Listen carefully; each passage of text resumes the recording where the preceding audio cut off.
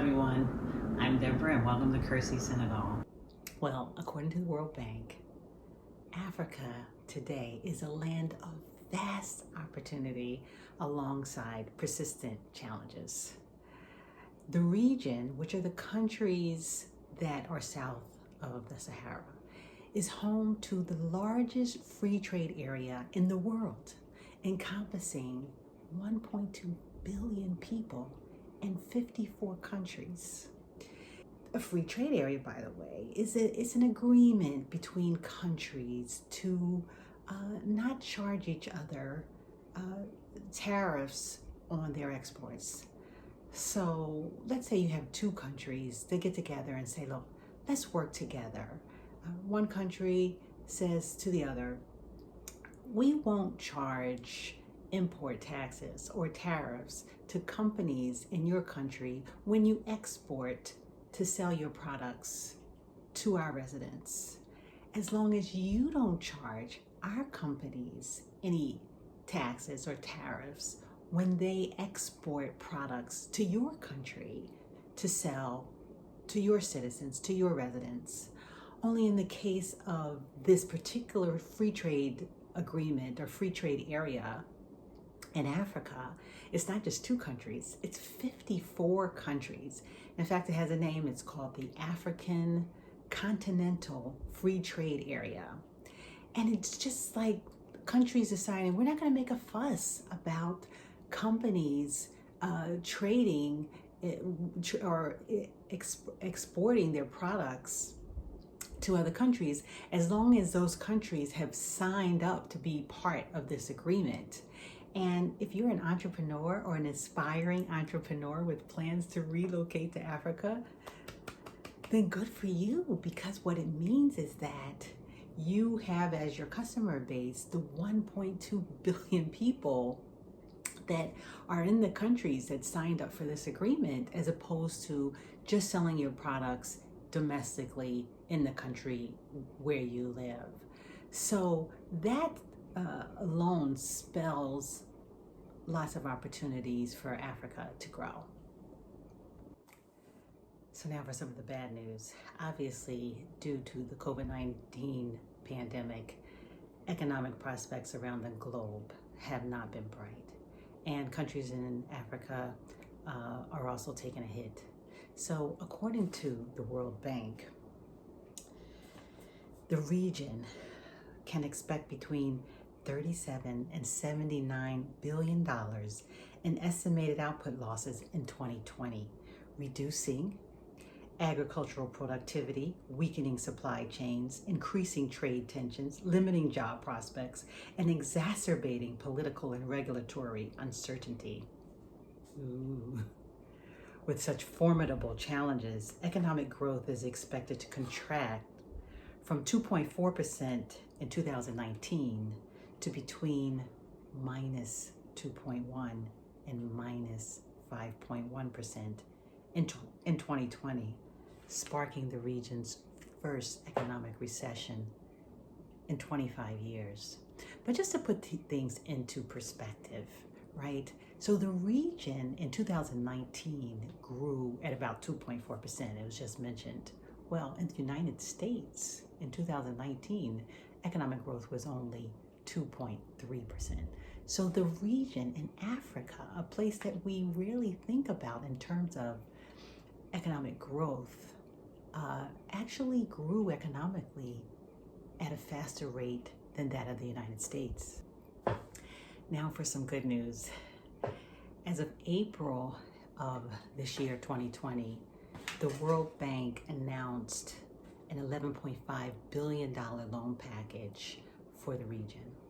Now, loans make us nervous. I know they make me nervous, which is why I try to avoid taking out a loan unless I have to. But sometimes you just can't get the job done without borrowing the money. As long as the money is used to generate revenues, enough revenues to repay the loans, along with the interest charged for the loans, then all is good. I didn't know about the African Continental Free Trade Area, by the way, so I'm learning a lot as I'm doing this research. But one of the things I wanted to to point out is that a lot of times we think about Africa as a country as opposed to many countries. And so then we lose sight of the fact that there are different factors that are impacting the way the countries respond economically and to health crisis.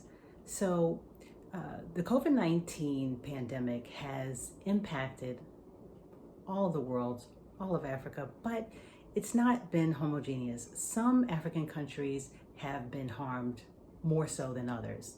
Likewise, the economic impact of COVID-19 is also not uniform across Africa.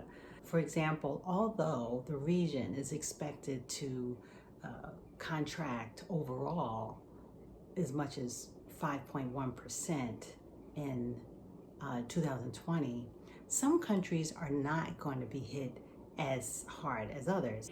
And so I want to show you a graph that illustrates that point. I ask you not to turn away, but to stay with me and get a better understanding of what's happening with Africa with respect to the impact of COVID-19 and to just the overall economic picture.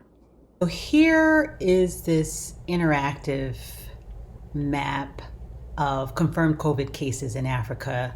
And as you can see, this was produced by Johns Hopkins University and it was updated June 18th, which is today, but published by Al Jazeera. So what I want to show you here is that the spread of COVID-19 is not uniform across the continent. So, for example, you see the hotspots right here. South Africa, 76,000 cases. Egypt, 47, almost 48,000 cases.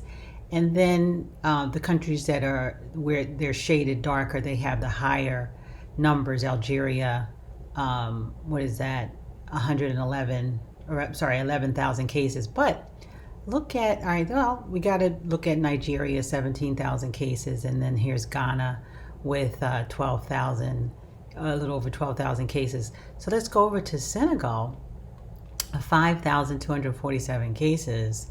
So much less. And then most of the continent has this lighter shading. You have the Congo, the Democratic Republic of the Congo, 4,900 cases. So most of the continent is in this region, or in this region. Actually, most of the continent is below 10,000 cases. So we can't treat the continent as one country when we talk about the impact of COVID-19.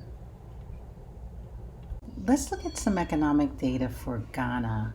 Here's a chart showing Ghana's the growth rate of Ghana's economy going back to 2009. And this data, by the way, is apparently provided by the International Monetary Fund and then published by Statista. Okay, so the main thing I want to point out here is that we said earlier that Sub-Saharan Africa was growing at 2.4% in 2019, right? So that's faster growth in the United States. But look at Ghana, 6.1%, right? And then big drop in 2020, which we can attribute to COVID-19, and then the projection is going to get right back to this extraordinary growth.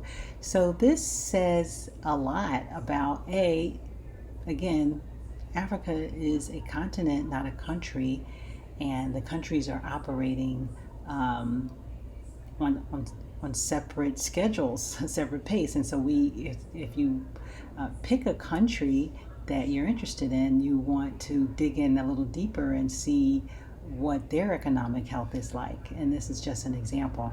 I think we should take a look at Senegal as well. Let's see. Senegal, and it's a similar picture to Ghana, right? So in 2019, Senegal was growing at almost 5.3%, and then much faster than the United States, and a big drop in 2020, which we attribute to the COVID-19 crisis and economic crisis. And then it's projected to jump back up to 5.5%. So to recover from the crisis and to be back to regain its footing.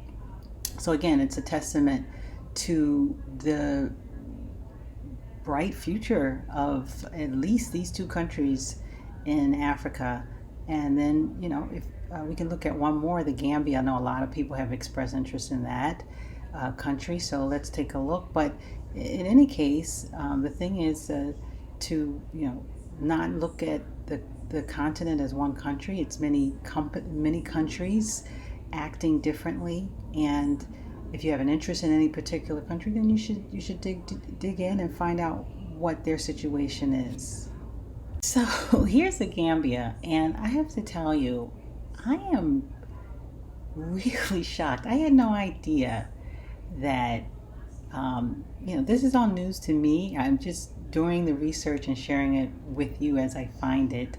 I didn't know. I had gotten one little tip that there were several countries in Africa that were growing, but I have never actually seen it documented this way. So here you go. You have the Gambia, and this is 2019. They were growing at almost 6%. Big drop in 2020, like everybody else. And now the projections, according to the International Monetary Fund, which we tend to believe, but maybe you have some reason to doubt their projections, what they estimate will happen in the future. But at least according to this graph, they are estimating that Gambia is going to be growing really fast in 2021, almost 6.5%. So from the little that I know about economies and growth rates, that's really phenomenal growth. And it represents an opportunity, I think, for people who want to start a business or do something really different in their life, and be a part of something that is happening that's major, to investigate and explore.